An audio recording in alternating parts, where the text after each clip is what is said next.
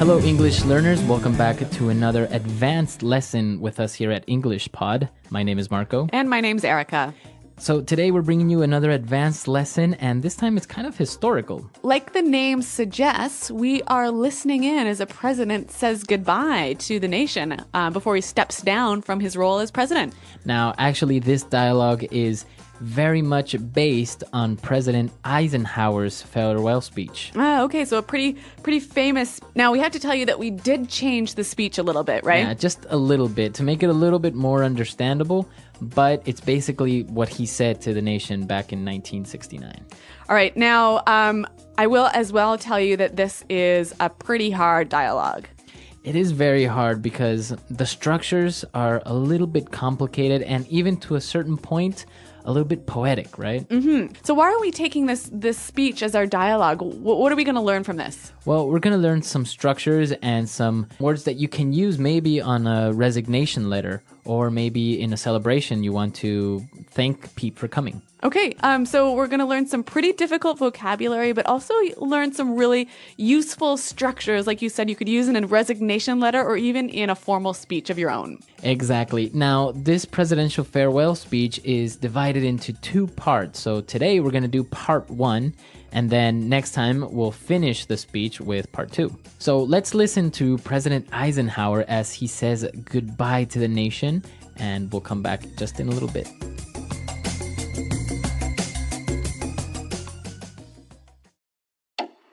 Good evening, my fellow Americans. 3 days from now, after a century of service to our country, I shall lay down the responsibilities of office as, in a traditional and solemn ceremony, the authority of the presidency is vested in my successor. This evening I come to you with a message of leave-taking and farewell, and to share a few final thoughts with you, my countrymen. Like every other citizen, I wish the new president and all who will labor with him Godspeed. I pray that the coming years will be blessed with peace and prosperity for all. Our people expect their president and the Congress to find essential agreement on questions of great importance, the wise resolution of which will better shape the future of our great nation. My own relations with Congress began on a remote and tenuous basis when, long ago, a member of the Senate appointed me to West Point. I then had the pleasure of building more intimate relationships with Congress during the war and the immediate post-war period. Finally, we have progressed to the mutually interdependent relationship we've had during these past 8 years.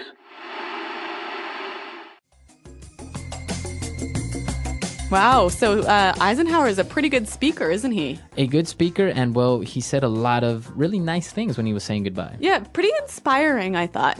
Really inspiring, and as we said, there were a couple of different and difficult words and phrases, so why don't we start right now with language takeaway.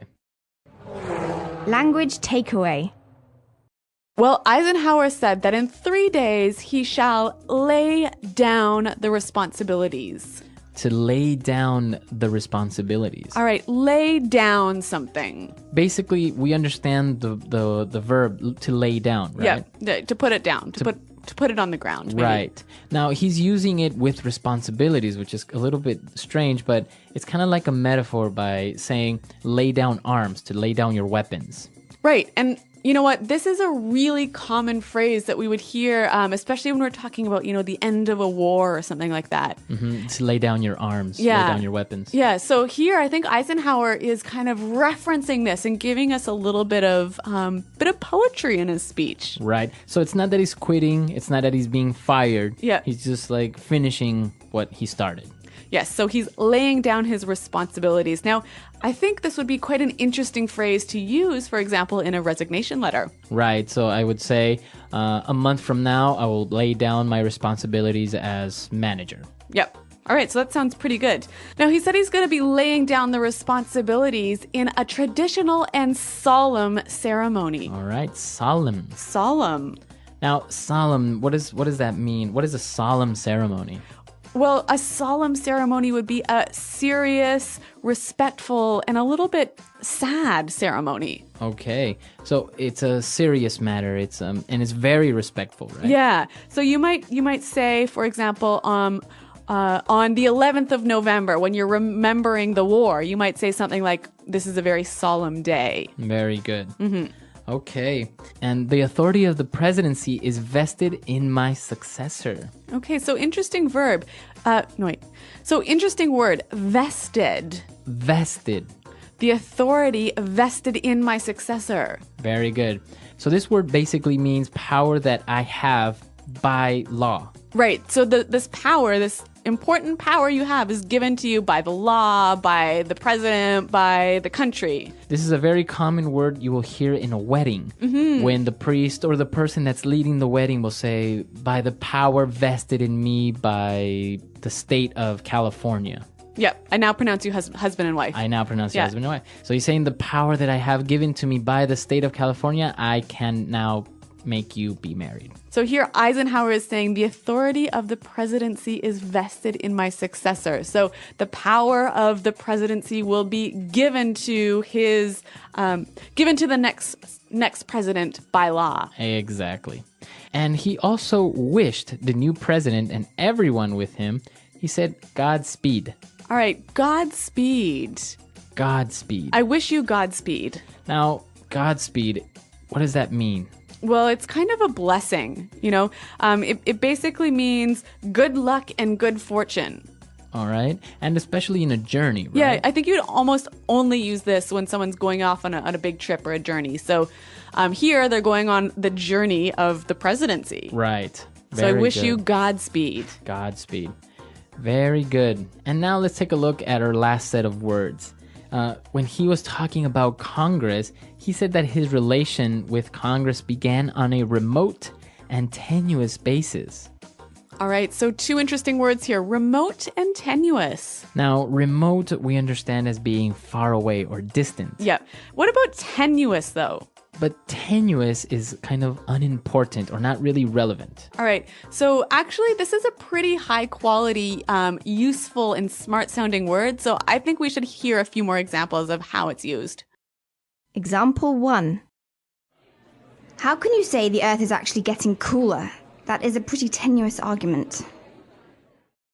Example 2. John believes that Elvis Presley is still alive. He's got a tenuous hold on reality. Example 3. You're making yourself seem more important than you are. The connection between our company's success and your performance is tenuous at best. All right, so as we said, these are some pretty difficult words that we found in the dialogue. But now I want to go and look at some really interesting formal structures that Eisenhower used here. So let's look at those now in Fluency Builder. Fluency Builder. All right, on Fluency Builder today, we have 3 phrases. And, well, starting with the first one, I think it's one of the most interesting ones. He said, 3 days from now, after half a century of service of our country, I shall lay down the responsibilities of office. All right, so what's interesting about this? If you take a look at the structure, he's saying 3 days from now, which is Future. And then he makes a reference to the past after a half century of service. Okay, so we got future, past. And then again, future. I shall lay down the responsibilities. All right, so this actually is quite a good structure if you're giving a farewell speech, or even I could imagine using this at a wedding. Right. How would you use it in a wedding? Well, I might say 12 hours for now, after a long and beautiful relationship, this couple shall marry. Very good. So you're making reference to the future and then a past event or something that's been going on for a while. And then future again. Why don't we do one more example? So, for example, in a resignation letter, I can say 1 month from now, after 30 years of hard work and dedication to this company, I shall lay down my responsibilities as product manager. All right, interesting. So we can use it, and it sounds good. It sounds very professional and very poetic. Very poetic. Yeah. It sounds nice. Yeah. All right, so that's one interesting structure. Now, why don't we go on to this next kind of very formal and helpful in a very formal speech? Well, President Eisenhower said, This evening, I come to you with a message of leave-taking and farewell. So this evening I come to you with a message of leave-taking and farewell. So it's a very nice way of saying, I'm talking to you today because I am saying goodbye. Yes. So what I really like about this phrase is the beginning part. This evening I come to you with a message of. So again, let's suppose we're at a wedding. If I'm offering a toast or I'm the best man, I could say, this evening I come to you with a message of love and trust and respect. All right. Or maybe if you're the leader of a company, you might say something like, this afternoon I come to you with a message of hope for the future. Very good. And now the part when he says leave taking and farewell, it's basically saying taking leave or taking like a vacation, right? Yeah. And farewell is Goodbye. Goodbye. And what about our last phrase? This is actually a bit of a long one, so I'm going to read it now. Our people expect their president and the Congress to find essential agreement on questions of great importance, the wise resolution of which will better shape the future of our great nation. Okay, great. Now let's take a look at the first part. Basically, he's saying the people expect the president and the Congress to give them answers, right? Or, yeah, to agree on important issues. But in the part when he says the wise resolution of which will better shape the future of our great nation. Yeah, and this is the part I want to focus on, the wise resolution of which. Now, this is a really wonderful sort of formal structure. So we can see what he's doing here. He's talking about the first idea, right? So the president and the Congress need to find agreement on important issues, right? Now, the wise resolution of which, so he's referring back to that idea. So the wise resolution of what? Of the essential agreement on questions of great importance. Right. So really useful structure. Why don't we hear a few more examples of this? Example 1. We now face a great challenge, the overcoming of which lead us all to untold riches and success. Example 2. We as a company now face our most difficult months to date, the outcome of which will determine our company's future. Example 3. The ambitious plan to reduce poverty, the start of which was launched last Tuesday in New York, will require a huge investment of taxpayers' dollars. All right, so as you can hear from the examples, we have the main idea, and then he passes on, but then kind of refers back to it again. Yeah, and this sounds quite formal, but also quite literary and intelligent, doesn't it? It makes you sound well-spoken. Very good. This was quite a difficult dialogue with some really interesting and tricky structures and words. So why don't we hear it one more time all together?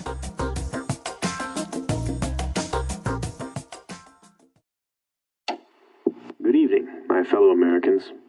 3 days from now, after a century of service to our country, I shall lay down the responsibilities of office as, in a traditional and solemn ceremony, the authority of the presidency is vested in my successor. This evening I come to you with a message of leave-taking and farewell, and to share a few final thoughts with you, my countrymen. Like every other citizen, I wish the new president and all who will labor with him Godspeed. I pray that the coming years will be blessed with peace and prosperity for all. Our people expect their president and the Congress to find essential agreement on questions of great importance, the wise resolution of which will better shape the future of our great nation. My own relations with Congress began on a remote and tenuous basis when, long ago, a member of the Senate appointed me to West Point. I then had the pleasure of building more intimate relationships with Congress during the war and the immediate post-war period. Finally, we have progressed to the mutually interdependent relationship we've had during these past 8 years.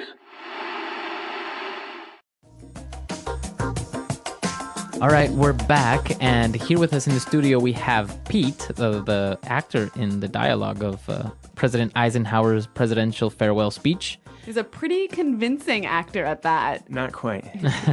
So Pete is going to give us a little bit of insight about President Eisenhower. All right, so what can you tell us about President Eisenhower? Well, he started off as a general. He was an accomplished officer all through the early 20th century, and then he was the supreme commander of the Allied Expeditionary Force in World War II. And so now he's most famous for D-Day. He was leading it?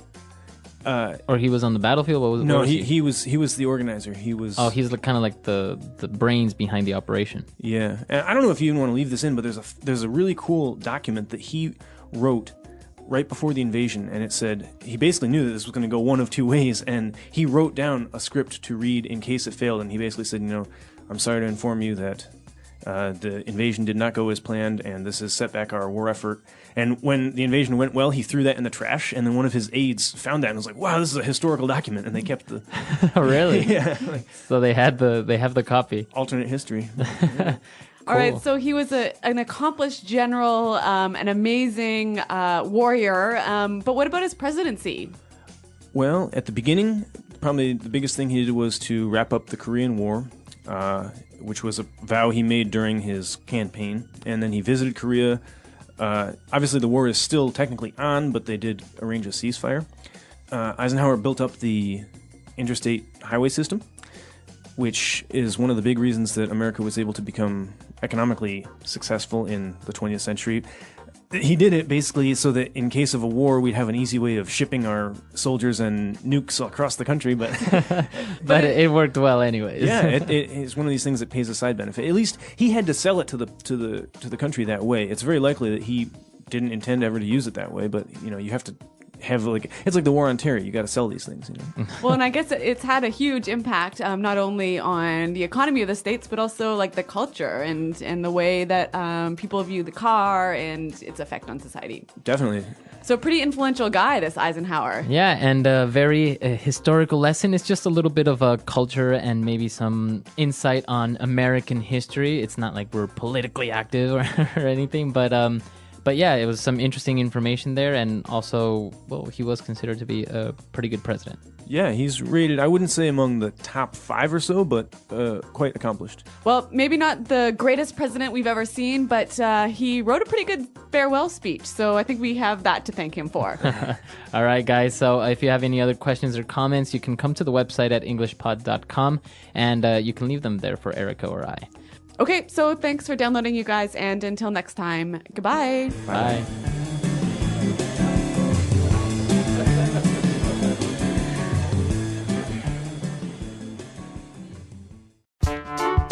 The English Pod Audio Review. Listen to the meaning, then say the vocabulary word. The national legislative body of the United States, consisting of the Senate and the House of Representatives. Congress. Flimsy, weak, or uncertain. Tenuous. A hill in Washington, D.C., where the Capitol building sits and Congress meets. Capitol Hill. Serious, formal. Solemn.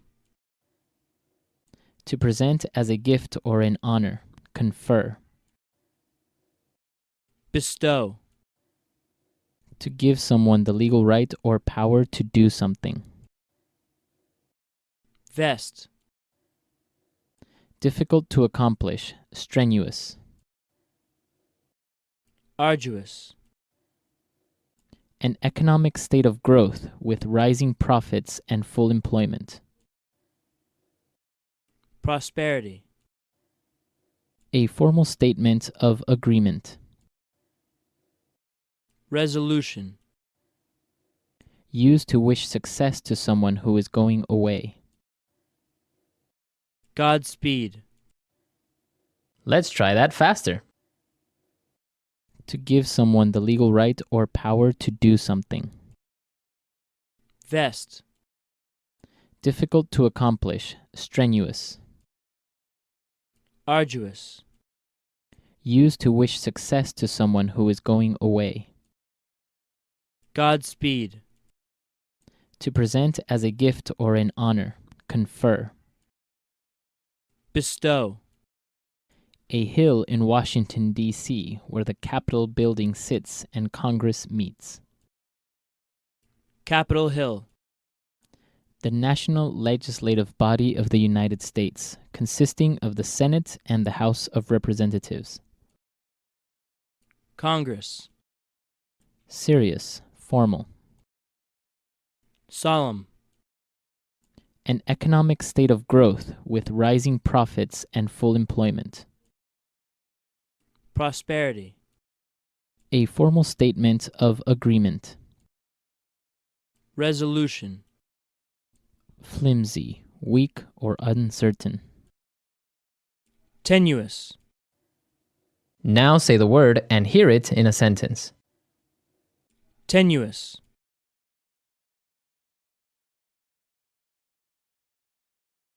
How can you say that the Earth is actually getting cooler? That is a pretty tenuous argument. Tenuous.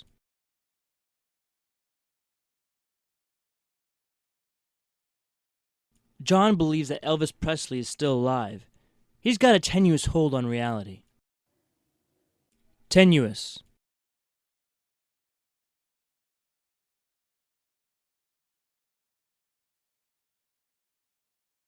You're making yourself seem more important than you are. The connection between our company's success and your performance is tenuous at best. Vest.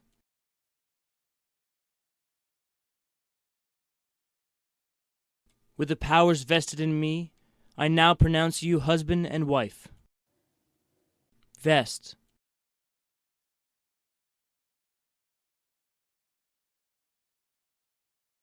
I present you with the key to our city by the powers vested in me as mayor of this great city.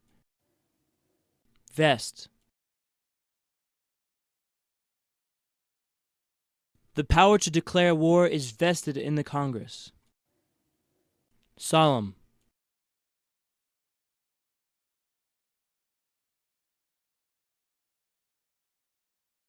We are here today on this solemn and tragic day to say goodbye to an inspiration and a friend, Michael Jackson.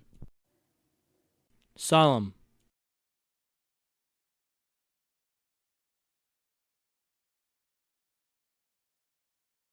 Yom Kippur is a traditionally solemn Jewish holiday that focuses on self-reflection and self-improvement. Solemn.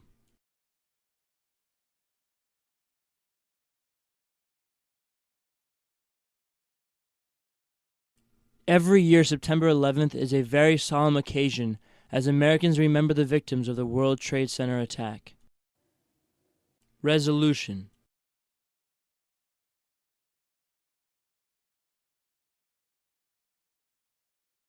It is paramount that Democrats and Republicans come to a resolution for the economic stimulus plan. Resolution.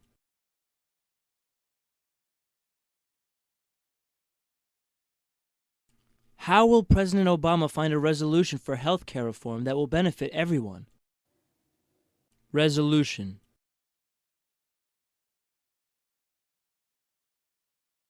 I've made a resolution to stop smoking and lose 20 pounds this year. Godspeed.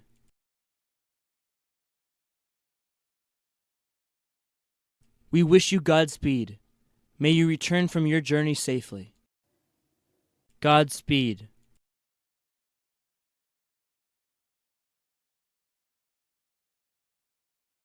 Godspeed. When you are fighting for our country, know that your family is proud of you.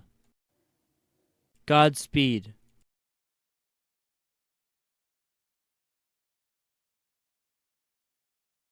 It's time for me to go out and experience life for myself.